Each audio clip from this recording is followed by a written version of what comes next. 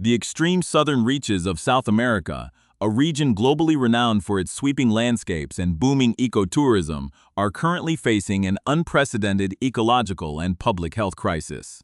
Large swathes of Patagonia are effectively being designated as exclusion zones, rendered unsafe for regular human habitation and travel due to an intense escalation in hantavirus activity.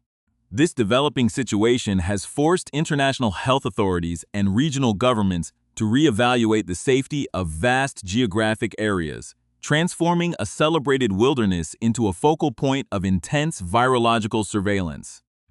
For viewers tracking global health security, this development is a stark reminder of how environmental shifts can suddenly amplify long-standing biological threats.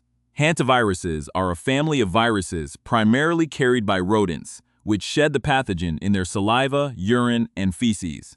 Unlike many other vector-borne diseases that rely on mosquitoes or ticks, hantavirus strains found in the Americas typically infect humans through the inhalation of airborne particles. When dried rodent excretionetic material is disturbed, whether through agricultural work, clearing out old sheds, or trekking through dense brush, the virus becomes aerosolized. Once inhaled, certain New World strains can trigger Hantavirus Pulmonary Syndrome, a severe and frequently fatal respiratory disease characterized by rapid lung failure.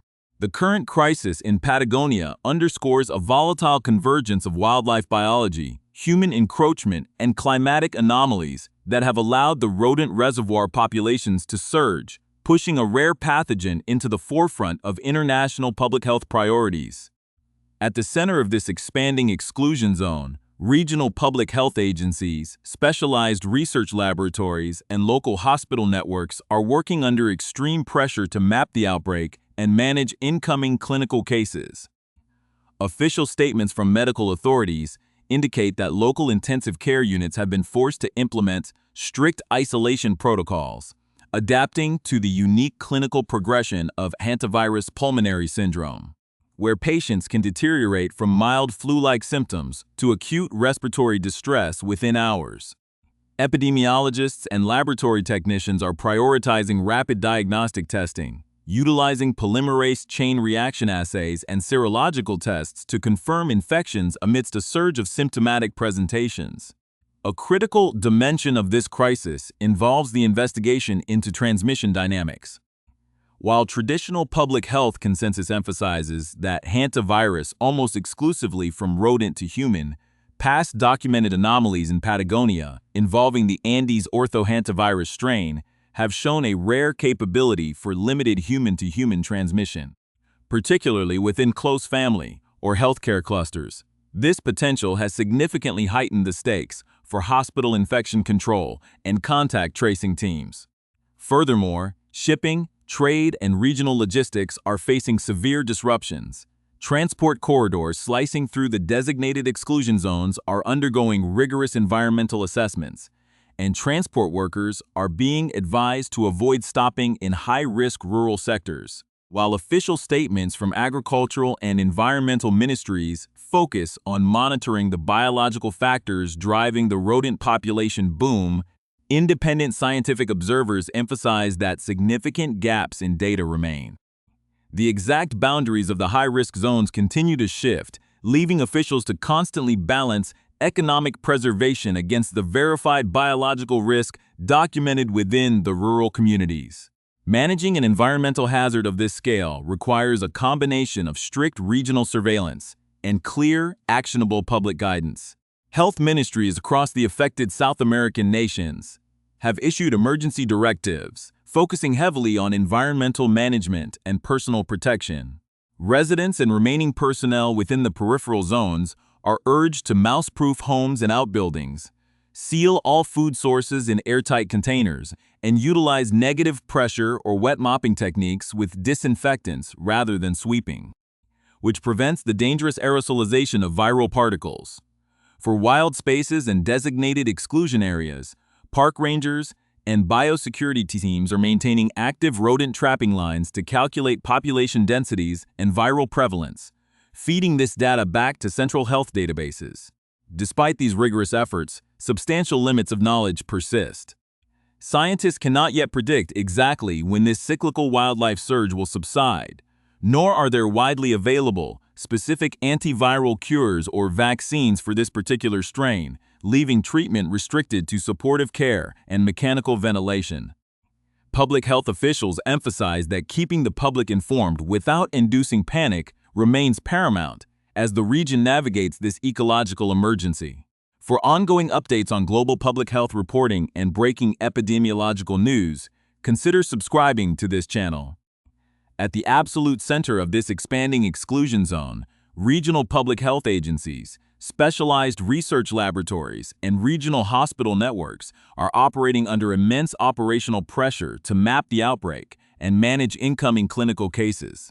Official statements from regional medical authorities indicate that local intensive care units have been forced to implement highly strict isolation protocols, adapting to the unique and aggressive clinical progression of Hantavirus Pulmonary Syndrome, where patients can rapidly deteriorate from mild flu-like symptoms to acute respiratory distress and severe fluid accumulation in the lungs within a matter of hours.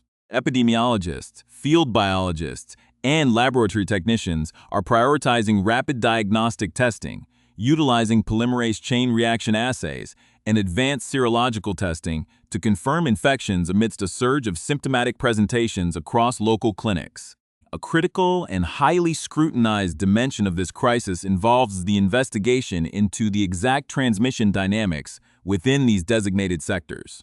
While traditional global public health consensus emphasizes that hantavirus spreads almost exclusively from rodent to human via direct environmental exposure, past documented anomalies in Patagonia involving the specific Andes orthohantavirus strain have proven a rare but dangerous capability for limited human-to-human transmission, particularly within close family or healthcare clusters. This unique biological trait has significantly heightened the stakes for hospital infection control and contact tracing teams, who must treat every confirmed case as a potential cluster origin. Furthermore, shipping, regional trade, and localized logistics are facing severe logistical disruptions. Transport corridors slicing through the designated exclusion zones are undergoing rigorous environmental assessments, and transport workers are being advised to avoid stopping in high-risk rural sectors or opening storage facilities that have remained sealed. While official statements from agricultural and environmental ministries focus heavily on monitoring the biological factors driving the rodent population boom, independent scientific observers emphasize that significant gaps in data remain. The exact boundaries of the high-risk zones continue to shift based on weekly trapping data, leaving officials to constantly balance regional economic preservation against the verified biological risk documented within the rural communities. While laboratory teams work around the clock to sequence viral samples to determine if any genetic mutations are driving this heightened level of environmental toxicity. Managing a deep-seated environmental hazard of this nature requires a highly structured combination of strict regional surveillance and clear, actionable public guidance based on verified scientific principles. Health ministries across the affected South American nations continue to issue emergency directives, focusing heavily on environmental management and personal protection for individuals residing in or traveling through endemic sectors. Residents and agricultural personnel operating within these peripheral zones are strongly urged to proof homes and rural outbuildings against wild rodent entry, seal all food sources in airtight containers, and completely avoid sweeping or vacuuming dry, dusty spaces where rodent activity is suspected. Instead, public guidance mandates using heavy disinfectants to wet down surfaces before cleaning, a practical takeaway specifically designed to prevent the dangerous aerosolization of viral particles, which serves as the primary route of human infection. For wild spaces in national parks, park rangers and specialized biosecurity teams maintain active rodent trapping lines to calculate population densities and viral prevalence, feeding this ecological data back to centralized healthcare databases to map shifting risk zones. Despite these rigorous efforts, substantial limits of knowledge persist within the scientific community. Researchers cannot yet predict exactly when cyclical wildlife surges or climate-driven vegetation blooms will subside, nor are they widely available. specific antiviral cures or licensed vaccines for this particular American strain, leaving clinical treatment restricted to supportive care and intensive mechanical ventilation. Beyond the logistical and biological challenges, public health authorities emphasize a profound ethical component to their ongoing reporting, noting the critical obligation to accurately inform the public and trace contacts to save lives without causing unwarranted economic devastation or mass panic in communities reliant on nature travel. Officials reiterate that